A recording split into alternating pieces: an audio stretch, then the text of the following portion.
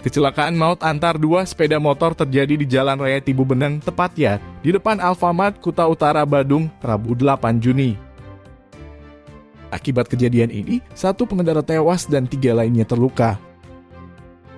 Kasih Humas Polres Badung itu, Ketut Sudana, menerangkan, peristiwa tersebut bermula ketika pengendara ojek online bernama Didik Masini membonceng wanita warga negara asing bernama Yulia Frodova melaju dari arah barat dengan Honda Vario.